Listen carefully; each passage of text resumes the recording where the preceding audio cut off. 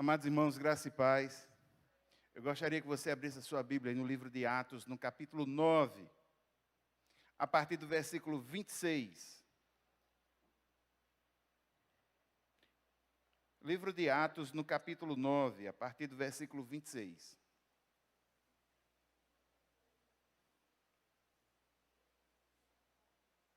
Nós vamos adiantar um pouquinho hoje, vendo aí aspectos da vida de Paulo. Paulo agora indo a Jerusalém. Irmãos, depois da dramática conversão de Paulo no caminho de Damasco, este Paulo agora está recompondo sua vida, recompondo sua história. A história dele não será mais a mesma. Depois do encontro no caminho de Damasco, ele que estava levando cartas para levar prisioneiro aquele cristão que estava em Damasco, uma cidade estratégica. Agora, no caminho de Damasco, ele teve esse encontro. E lá, no sentido de fazer uma ponte de relacionamento entre esse Paulo, que agora tem uma nova missão dada pelo Senhor, com a igreja de Damasco, o Senhor levanta Ananias. Ananias vai como instrumento de Deus na vida de Paulo, leva para ele cura física nos seus olhos, pois ele não enxergava, leva cura espiritual, porque ele fecha um ciclo, inclusive confirmando o chamado de Paulo e batizando Paulo naquele momento, e também é razoável entender que ajuda Paulo na sua recuperação, até mesmo na cura emocional, porque a igreja que ele estava indo para atacar, que era Damasco, agora, na posição e no amparo de Ananias, esse Paulo começa a pregar naquele lugar. E nós vimos na quarta-feira próxima passada, que como já tinha sido profetizado, esse Paulo, esse Saulo, Paulo, são a mesma pessoa, ele haveria de sofrer pelo nome de Jesus. Já em Damasco, os judeus querem matá-lo.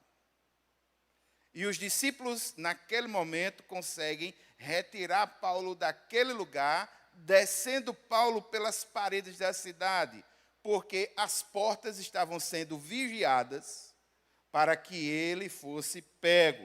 O rei Aretas tinha dado esse ordenamento. Paulo sai de Damasco, viaja aproximadamente 230, 240 quilômetros, e agora ele vai para Jerusalém, o lugar onde ele tinha recebido o comissionamento da sinagoga para perseguir os cristãos. Perceba que Paulo ele vai reconstruir a sua vida, e ele faz isso de uma forma muito interessante.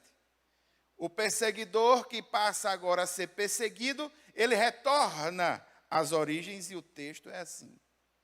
Quando chegou a Jerusalém, Paulo procurou juntar-se aos discípulos de Jesus, porém, todos tinham medo dele, não acreditando que ele fosse discípulo. Mas Barnabé, tomando-o consigo, levou-o aos apóstolos, contou-lhes como Saulo tinha visto o Senhor no caminho e que o Senhor tinha falado com ele. Também contou como em Damasco Saulo tinha pregado ousadamente em nome de Jesus. E Saulo ficou com eles em Jerusalém, entrando e saindo, pregando ousadamente em nome do Senhor, falava e discutia com os helenistas, mas eles procuravam matá-lo. Quando isso chegou ao conhecimento dos irmãos, levaram Saulo até Cesareia e dali o enviaram para Tarso. Assim, a igreja tinha paz por toda a Judeia, Galileia e Samaria, edificando-se e caminhando no temor do Senhor, e no consolo do Espírito Santo, crescia em número. Amém? Curva sua cabeça por um instante. Vamos orar. Pai, Louvado e engrandecido seja o teu nome.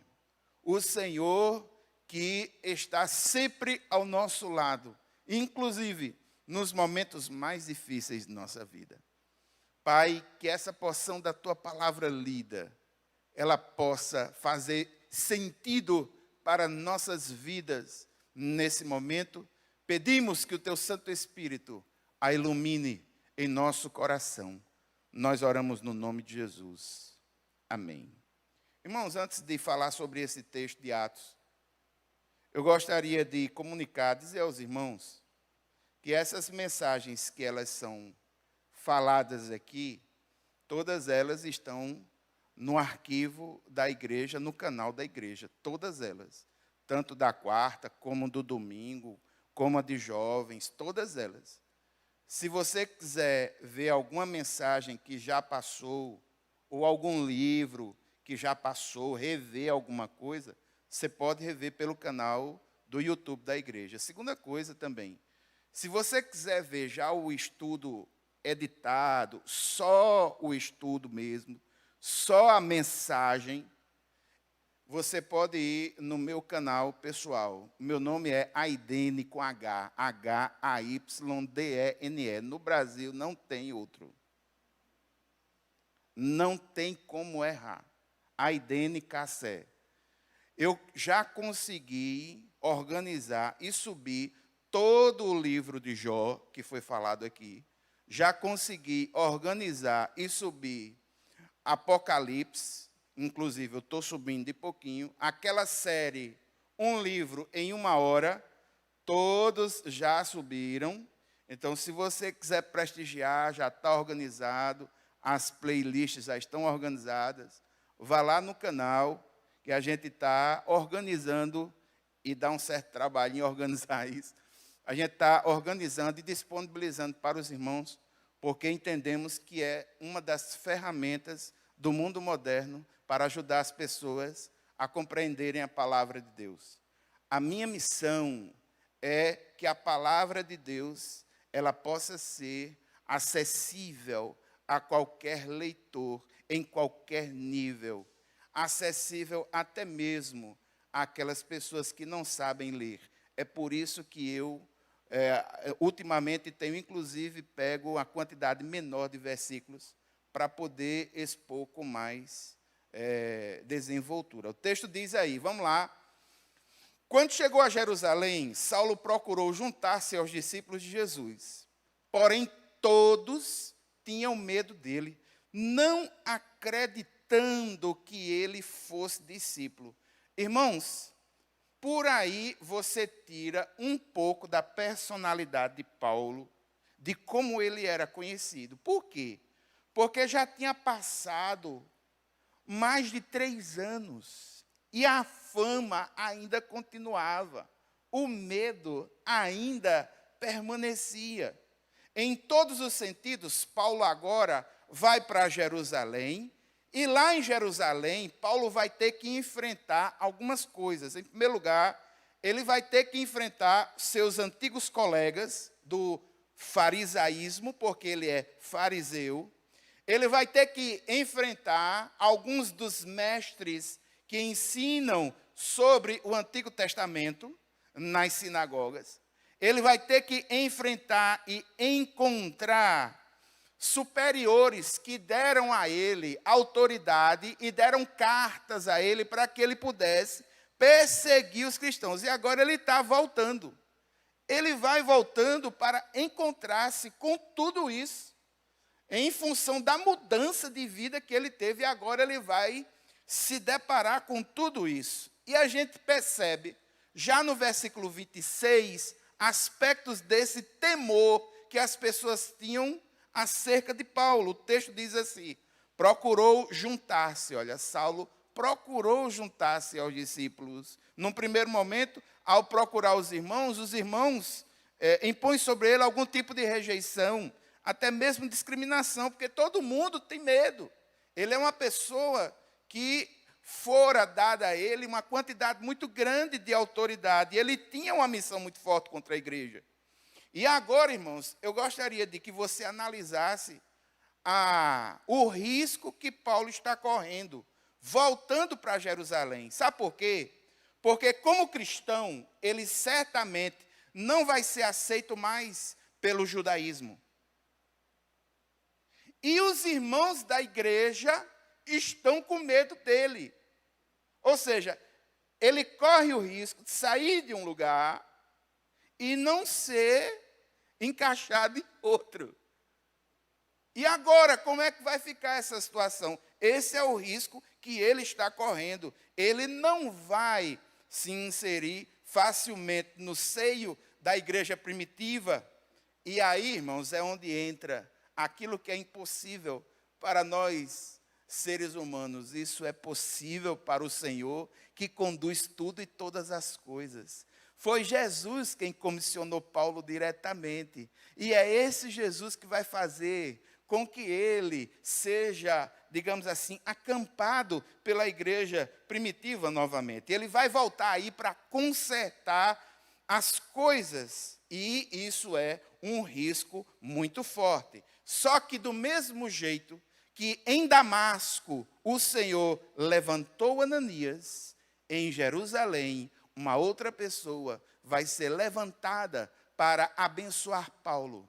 O nome dele, Barnabé. Olha o conectivo, mas quando nós temos um conectivo, o conectivo nos diz que há uma espécie de confronto com o versículo anterior. Então, a ambiência, o medo, mas alguém se levanta. Alguém se levanta, Barnabé, homem cheio do Espírito Santo de Deus. Mas Barnabé faz muita coisa por Paulo. Tomando-o consigo, levou-o aos apóstolos, contou-lhes como Saulo tinha visto o Senhor no caminho, e que o Senhor tinha falado com ele.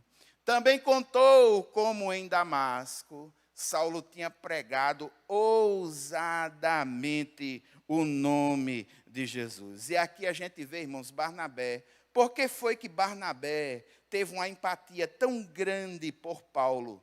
Do ponto de vista bíblico, se você analisar direitinho, tem como entender. Barnabé, ele era um judeu chamado judeu da dispersão. Ele era judeu de sangue, mas é levita natural de Chipre. E Paulo é judeu de sangue, os pais dele são judeus, mas ele nasceu na Síria, no lugar chamado Tarso. Eles são chamados judeus da dispersão. Eles não nasceram em Israel, mas são de sangue do judeu, têm dupla nacionalidade, conseguem falar grego. Então Barnabé se identificou com a angústia de Paulo. Barnabé se identificou com o ser de Paulo. E ele faz algo fantástico. Em primeiro lugar, o texto diz, tomando-o consigo, ou seja, Barnabé acolheu Paulo. Quando todo mundo tinha medo, ele foi lá e acolheu Paulo. Ele se identificou com Paulo. Ele é um judeu da dispersão. Ele fala grego. Então ele se juntou, acolheu, recebeu, abraçou. Ele levou, tomou consigo. Segunda coisa, ele foi porta-voz de Paulo diante da liderança. Essa liderança, os apóstolos, e muito provavelmente muitas pessoas influentes, importantes da igreja, é possível que tenha participado disso, mas sobretudo os apóstolos. Ele levou aos apóstolos. Barnabé está agindo como um porta-voz. Barnabé está arriscando a sua credibilidade. Barnabé está arriscando a sua influência. Barnabé se arrisca por causa de Paulo e ele vai aos apóstolos. E os apóstolos ouvem Barnabé. Sabe por quê? Porque Barnabé era um homem cheio do Espírito Santo, cheio de fé, era um líder reconhecido pela igreja, tinha integridade de vida. E líder que tem integridade de vida, tem fé, tem caráter, é cheio do Espírito Santo, esse líder ele é ouvido. Simples assim. Então a integridade, o caráter de Barnabé faz com que os apóstolos ouçam o que ele tem a dizer sobre Paulo. O que é interessante, irmãos, é que o texto não mostra em lugar algum como foi que Barnabé soube que Paulo pregou em Damasco. Ele simplesmente, no versículo 27, diz que ele testemunha acerca de Paulo. Em primeiro lugar, testemunha acerca da conversão de Paulo. O texto diz: contou-lhes como Saulo tinha visto o Senhor no caminho. Testemunha acerca da comissão de Paulo. O texto diz, e que o Senhor tinha falado com ele. E sabemos que quando o Senhor falou com Paulo e utilizou Ananias como instrumento, Ananias passou qual era a missão que Paulo tinha que fazer. Falou da conversão, falou da comissão, falou da mudança de vida de Paulo. O texto diz, também contou como em Damasco, ou seja, Barnabé foi buscar informações sobre a vida prática de Paulo. Barnabé foi saber se de verdade aquilo que Paulo pregava era o que ele vivia. E ele identificou isso como? Ele conta aos apóstolos que Paulo, tinha pregado ousadamente em nome de Jesus. Ou seja, ao invés de ensinar sobre o judaísmo nas sinagogas, Paulo está falando em nome de Jesus nas sinagogas, e ele fala ainda sobre a intensidade de como Paulo está pregando. Perceba que o texto diz ousadamente. Isso é um advérbio de modo. Aula de português, tudo termina em mente, né? Pertinho do verbo, qual é o verbo? Pregar. Ele tinha pregado ousadamente, ou seja, era a forma como Paulo pregava. Ele dá testemunho acerca de Paulo. Ele levanta informações e fala da prática. Olha, ele mudou de vida lá em Damasco. A igreja que ele ia perseguir, ele foi para as sinagogas pregando ousadamente. Versículos 28 e 29, o texto diz: e Saulo ficou com eles em Jerusalém, entrando e saindo, pregando ousadamente. Perceba que a palavra volta novamente. Eu coloquei uma chave aí, porque essa palavra na língua original e na estrutura do texto na língua original, ela é muito importante. Pregando ousadamente em nome do Senhor, falava e discutia com os helenistas. Algumas Bíblias trazem com os judeus de fala grega. Mas eles procuravam fazer o quê? Matar. Paulo mudou, irmãos. E aqui a gente vê Paulo mostrando atitude.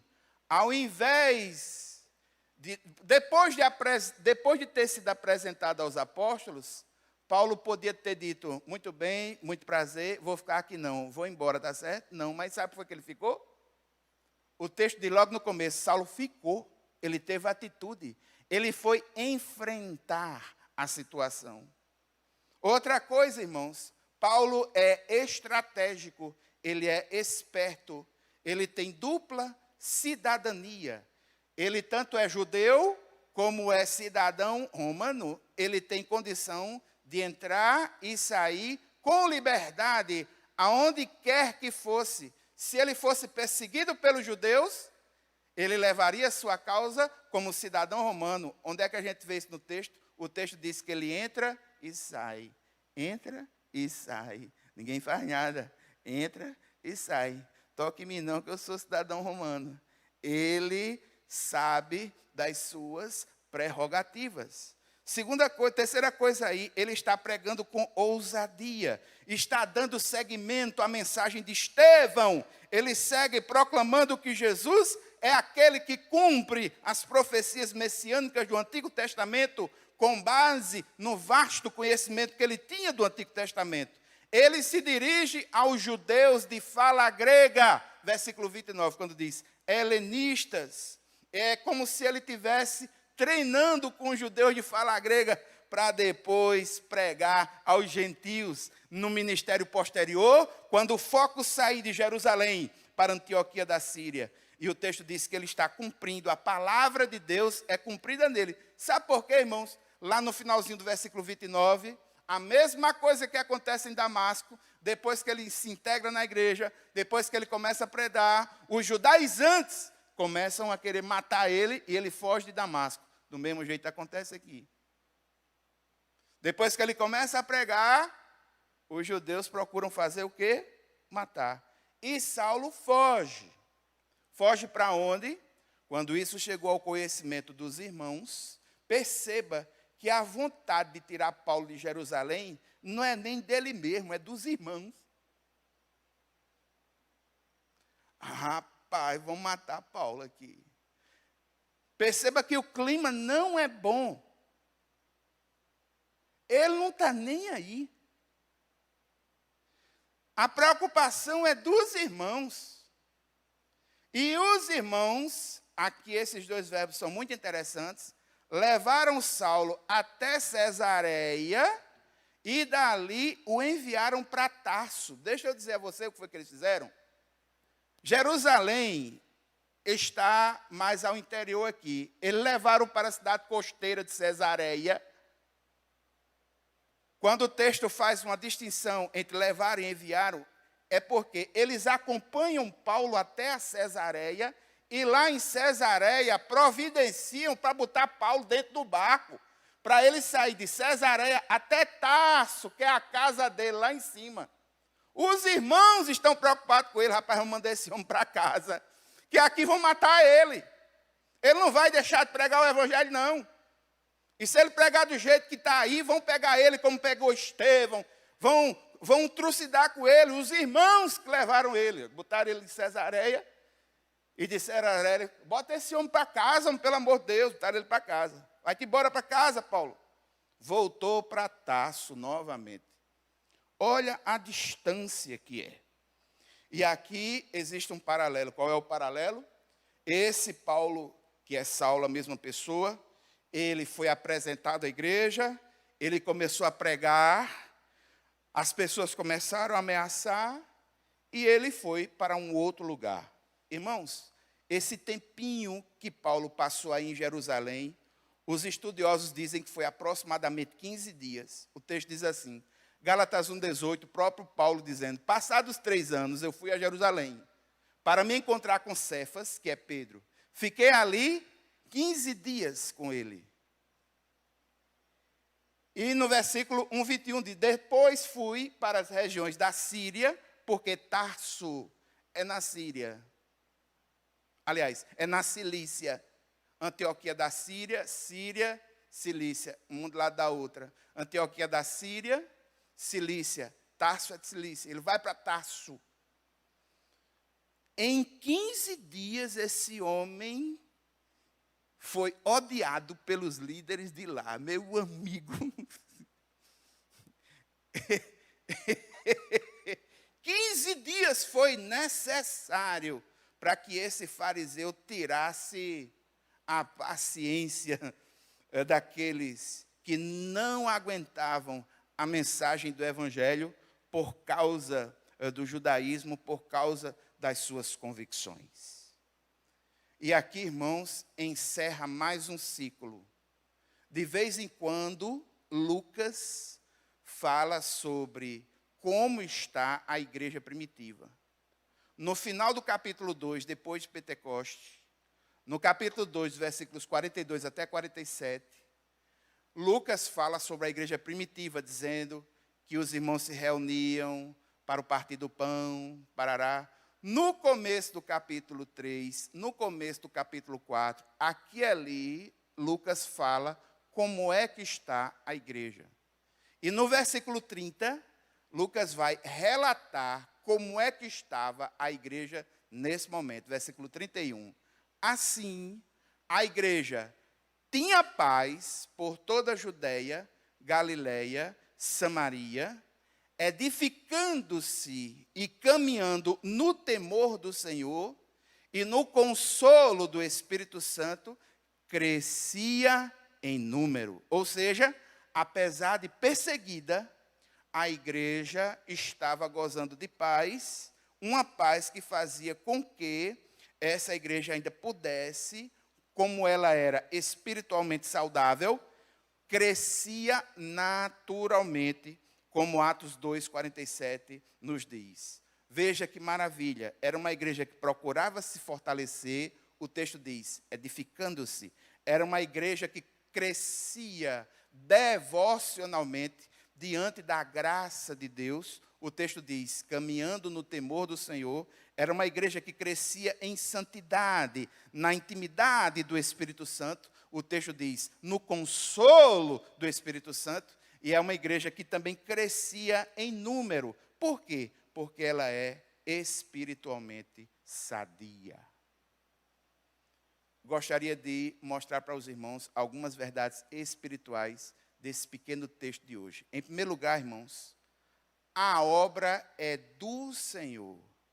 É Ele quem providencia os meios. Ele não apenas dirige os fins, e a gente vai ver que o Espírito Santo vai enviar Paulo e Barnabé para lugares muito específicos, como ele também trata dos meios. Como? Levantou Paulo para pregar aos gentios. Levantou Pedro para pregar aos judeus. Levantou Ananias para receber Paulo em Damasco.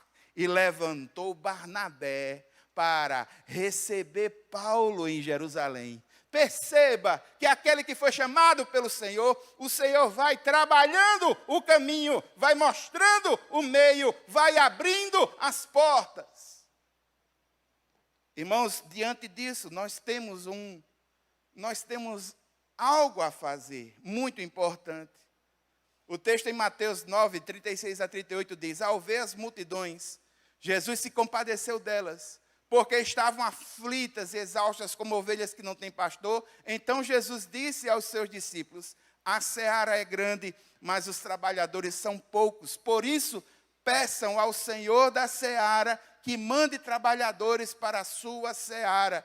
Irmãos, existe muita demanda espiritual, existe muita necessidade, e é necessário a gente orar para que o Senhor levante os meios, tanto oriente como levante as pessoas e os meios para que essas necessidades elas possam ser supridas. Isso é uma prerrogativa, é algo que nós podemos fazer.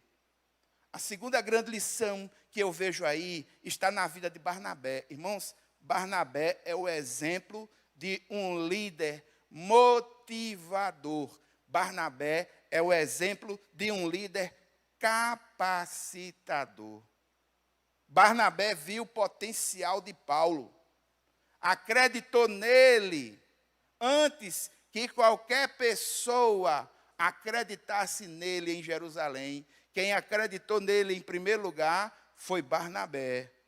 E aqui, irmãos, me perdoe a franqueza, mas é muito fácil dar uma opinião acerca de uma pessoa ou acerca de um assunto quando a gente sabe que todo mundo dá apoio àquela pessoa ou àquele assunto. Eu quero ver se levantar para defender uma pessoa que não é unanimidade entre as pessoas. Aí é que é o X da questão. Foi aí onde Barnabé se arriscou. Barnabé colocou a sua credibilidade em jogo ao pegar Paulo e levar até os apóstolos. E aqui uma grande lição para ser um líder capacitador, para ser um empreendedor que delega, a pessoa tem que ser muito segura do chamado de Deus para a vida dela. E Barnabé era muito seguro, ele é encorajador, ele dá oportunidade, ele enxerga potencial. E isso não é fácil, irmãos. Só líderes maduros fazem isso com muita efetividade.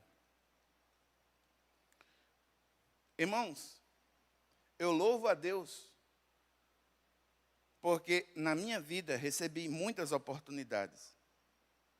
E pessoas que eu agradeço, por exemplo, no campo profissional, quando eu trabalhava no banco antes de sair para fazer consultoria, o setor onde eu trabalhava, ele estava para se acabar, o Senhor levantou uma pessoa e me tirou do lugar onde eu estava, levou para um outro lugar. Investiu, ele investiu em mim, ele me deu a oportunidade. Irmãos, eu louvo a Deus pelas oportunidades que o Senhor tem me dado aqui nessa igreja. Louvo a Deus. O meu Barnabé aqui nessa igreja foi o pastor Josué. Eu vim de Santa Rita. Estudava no seminário. Eu dava apoio às atividades do seminário. Dava apoio à Convenção Batista Paraibana. Nesse momento, inclusive há muitos anos atrás, a minha noiva, ela tinha saído da Assembleia de Deus, estava começando a congregar aqui nessa igreja, e ela havia sempre no culto dos jovens. A primeira mensagem que eu ouvi aqui nessa igreja, a mensagem eu não me lembro mais não, mas o começo da mensagem, a pessoa, eu me lembro. Quem estava pregando num sábado à noite aqui era um jovem chamado Enio Sabino. Quem é mais antigo aqui da igreja conhece, sabe quem é Enio. Enio é uma pessoa muito culta, muito inteligente, professor de história, uma pessoa, né, bem rebuscada, assim, que falava bem. Quando ele assumiu o púlpito para falar nos jovens, ele falou sobre a Pax Romana, que havia sido estabelecida a partir do momento que o Alexandre o Grande, com o exército macedônio, tinha dominado todo o mundo antigo. E ele disse que a paz que ele ia apresentar naquela noite não era a Pax Romana que foi ganha através da força da guerra, mas é a paz que vinha por dentro, a paz interior que só Jesus pode dar. Aí depois que ele disse isso tudinho, ele disse, saúdo a todos com a paz do Senhor. Eu disse, neguinho, o pregador passou 10 minutos para saudar a todos com a paz do Senhor. A gente vai sair daqui de que hora? Foi a primeira mensagem que eu vim para cá. Me lembro como se fosse hoje. Algumas coisas eu tenho uma atenção muito grande. E a gente começou toda uma história aqui. Eu fui ser professor da Escola Bíblica Dominical. Na Escola Bíblica Dominical, eu fui para a sala da visão, que era uma sala que tinha aqui antigamente. Depois foi para homens de Deus, mulher de Deus. Eu tive aula com meu professor Paulo Gildo, aqui no domingo pela manhã, e a gente foi construindo uma história. Eu fui até pastorear uma congregação dessa igreja que havia sido aberta pelo pastor Augusto, em Campina Grande. Depois de muito tempo ele investido em Campina Grande, ele se cansou. E ele precisava descansar. E eu fui substituir ele lá em Campina Grande. Depois de Campina Grande, Santa Rita. Depois de Santa Rita, voltei para cá novamente. O meu Barnabé foi o pastor Josué. Josué me apresentou ao pastor Tomás. Diz, acredite nesse doidão aí, ele vai dar certo. Ele aí, vai. Na época, irmãos, eu fazia treinamento de liderança, treinando líderes de evangelização no interior do Rio Grande do Norte, no interior de Pernambuco, no interior da Paraíba. Eu viajei muito para o sertão para pregar no dia de sertanejo. A gente já vem com uma bagagem, já vem com uma história, mas Barnabés se levantaram para me abençoar. E eu sou grato a Deus por isso. E eu gostaria que você pensasse na pessoa que te abençoou, que te acolheu, no momento que você teve o encontro com Jesus. Você se lembra quem foi? Irmãos, é possível que na vida de alguns de nós aqui, até das pessoas que estão participando desse culto em casa, a pessoa que levou ela para Cristo, talvez hoje não esteja nem mais na igreja, você sabia? Sabia que é possível que a pessoa que levou e que acompanhou, talvez hoje, nesse momento, já não esteja mais caminhando. Nós vamos mover, irmãos, um momento de intercessão por essas pessoas. Eu louvo a Deus pelas oportunidades, pelas portas que o Senhor abriu, para mim especificamente. Eu reconheço que foi a mão do Senhor, o Senhor que me ajudou de uma forma tremenda. Eu louvo a Deus pela vida do pastor Josué, pela vida do pastor Tomás. Irmãos, uma palavra de credibilidade é muito importante. Eu fui por essa igreja a um grande encontro de igrejas com propósito no interior de São Paulo, numa cidade chamada São José dos Campos. Quando eu cheguei lá, tinha dado problema na minha matrícula, tinha dado problema no lugar onde eu havia de ficar hospedado. Lá no guichê, a irmã perguntou: você é de que igreja? Você é de onde? Eu sou da Paraíba.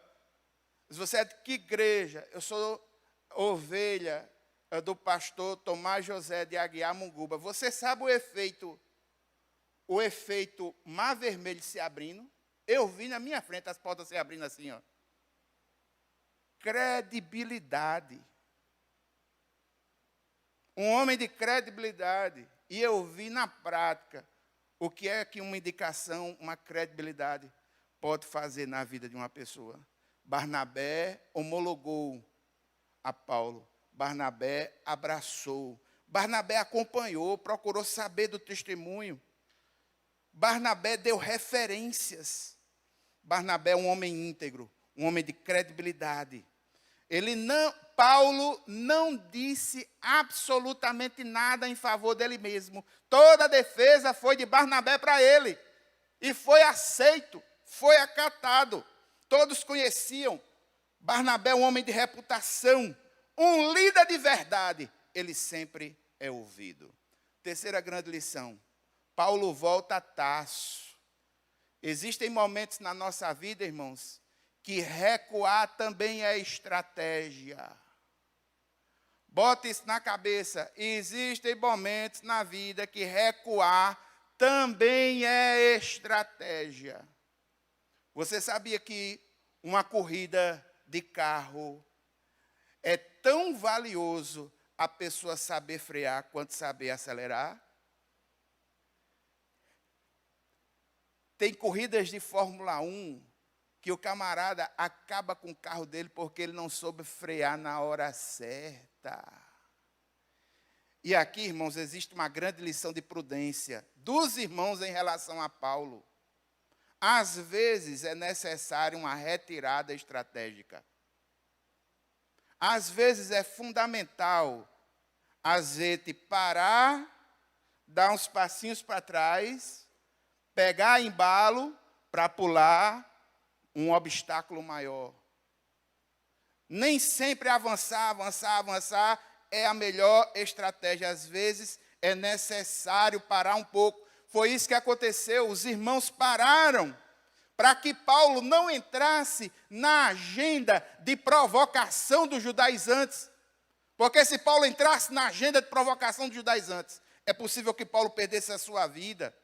Os irmãos sábios entenderam que o melhor a fazer era pegar Paulo, botar dentro do barco, bota ele para casa, bota ele para Tarso, bota ele para casa, porque aqui ele vai morrer. Paulo ainda precisava refletir um pouco mais, os ânimos ainda precisavam esfriar um pouco mais.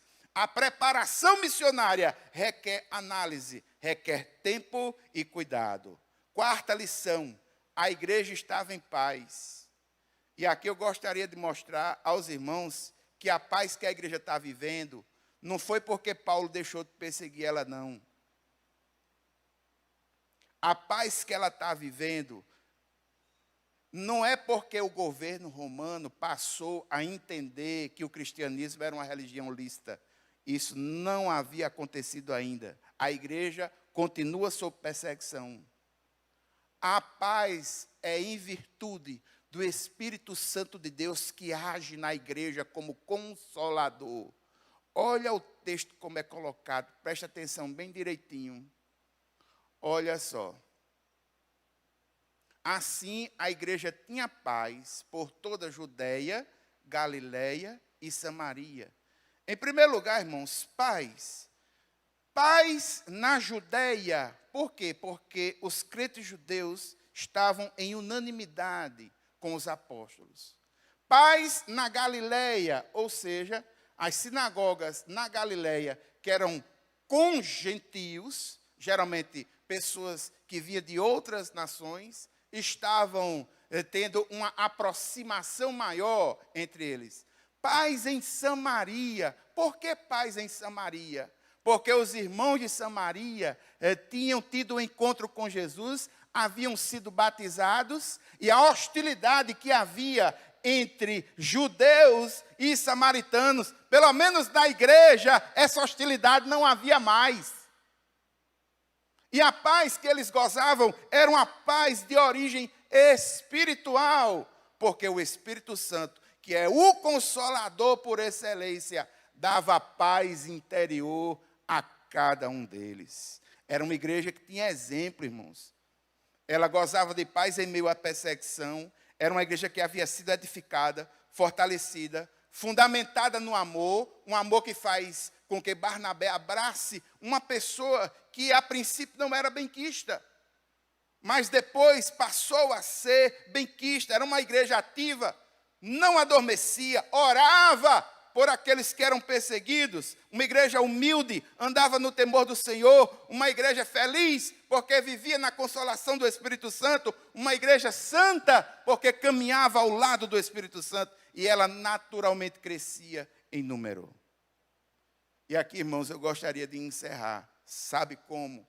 Levantando algumas orações muito especiais, algumas orações muito específicas para nós hoje. Eu gostaria de verdade, irmãos, que você olhasse para a sua vida nesse momento. Eu gostaria que você pensasse naquela pessoa que falou de Jesus para você. Eu gostaria que você pensasse naquela pessoa que te acolheu nessa igreja. Gostaria que você pensasse nesses irmãos, porque é por eles que nós vamos orar agora. É possível que muitos desses irmãos, hoje em dia, já não estejam mais no caminho. É possível que alguns desses irmãos, inclusive esse que te acompanhou, que te orientou, que te ajudou, que te deu a mão, que falou com você, é possível que ele já não esteja, pode estar até sofrendo nesse momento. Aqui nessa igreja, nós tivemos uma irmã que era um exemplo na escola bíblica dominical, talvez os mais antigos se lembrem, da irmã Ruth, da amabilidade com que essa irmã, ela chegava nas pessoas. Nós tivemos aqui também uma outra irmã, que bastava você conversar com ela, por poucos instantes, ela notava as suas necessidades para orar por você. É possível que alguns irmãos aqui se lembrem da irmã Zeni. Quantas e quantas vezes a irmã Zeni esteve aqui recebendo pessoas, recebendo causas, orando pelos ministérios.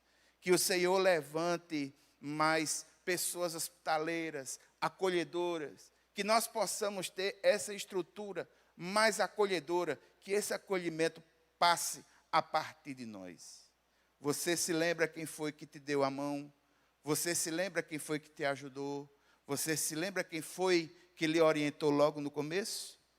Pois você vai orar por ele agora, juntamente comigo. Sentadinho onde você está, vamos orar. Pai eterno, Deus poderoso, nesse momento, Senhor, nós colocamos diante de Ti a vida dessas pessoas, que os irmãos foram abençoados por ela. Assim como Ananias abençoou Paulo em Damasco, Barnabé abençoou Paulo em Jerusalém.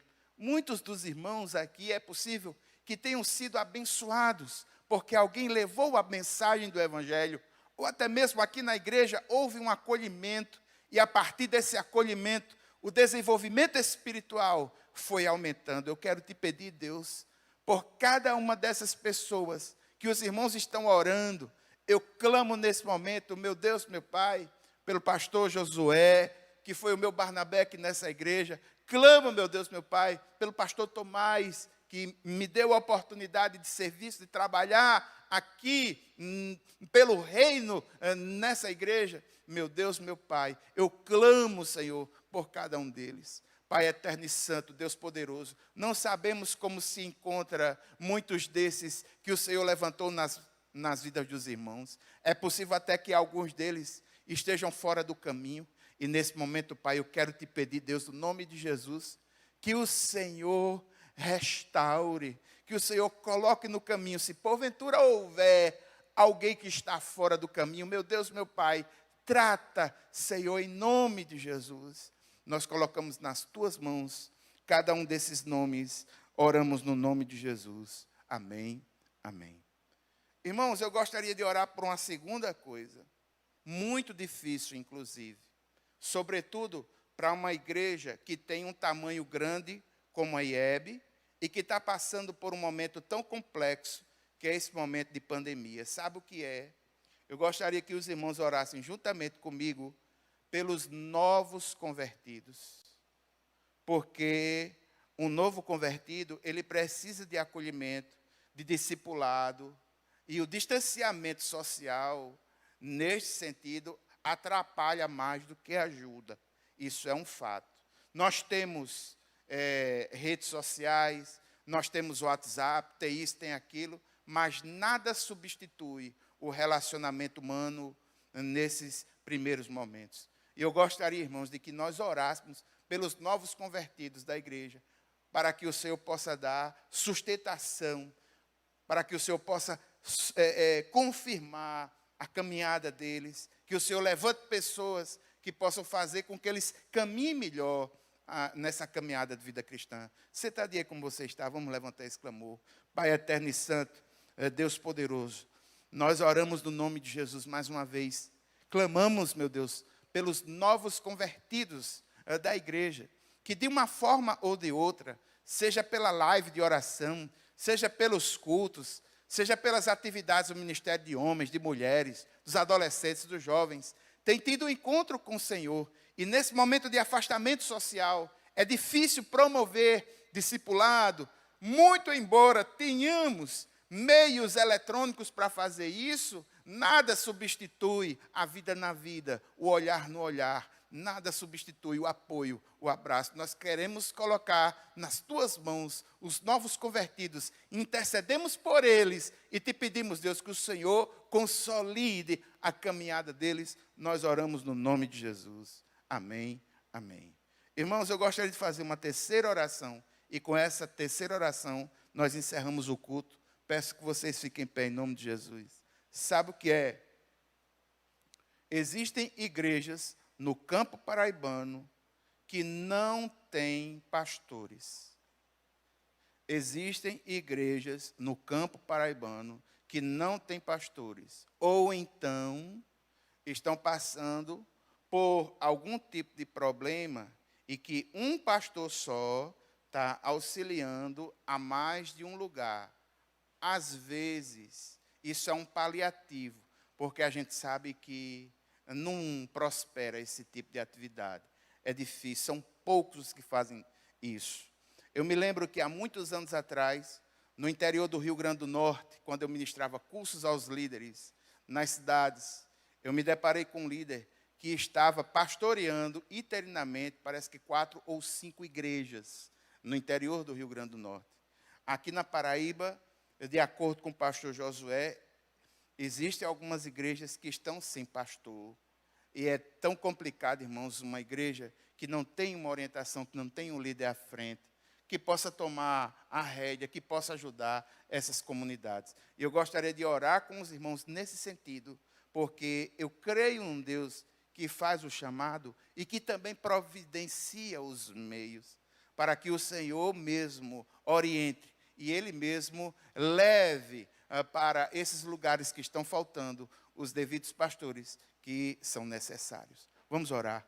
Pai eterno, nesse momento nós clamamos pela Tua obra. Como o Senhor falou, rogar ao Senhor da seara. É isso que nós estamos fazendo agora. Pai eterno, nesse momento, nós te pedimos pelas igrejas batistas do nosso estado que estão sofrendo porque estão sem pastor à frente.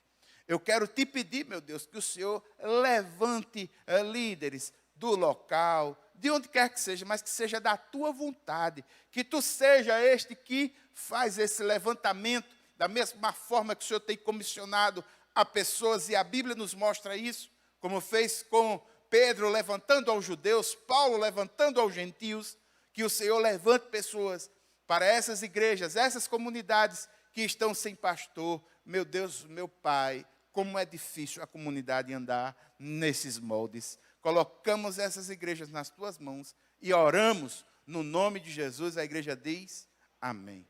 Pai, muito obrigado por essa noite. Colocamos nas tuas mãos a nossa vida e nós te pedimos, Deus, que nós também sejamos pessoas de credibilidade, abençoadoras, abençoando a vida de outras pessoas com a integridade do caráter do Senhor em nossas vidas. Eu clamo, meu Deus, por um mover espiritual diferente, por um renovo em nossas vidas. Mais uma vez, colocamos os enfermos nas tuas mãos e te pedimos que o Senhor entre com provisão. Nós te pedimos, Deus, que o Senhor entre com provisão na cirurgia que nossa irmã Raciba haverá de fazer. Entre com provisão naqueles irmãos também que estão se recuperando de cirurgias complexas, como foi o caso do nosso irmão Serjão, que fez uma cirurgia tão difícil. Senhor, seja com ele nesse momento. Pai eterno, nós oramos no nome de Jesus. A igreja diz amém. A graça do Senhor Jesus Cristo, o amor de Deus, a comunhão e as consolações do Espírito Santo seja sobre cada um de nós, hoje e sempre. Amém, amém. Queridos, Deus abençoe vocês e tenham uma noite de sono restauradora em nome de Jesus. Amém.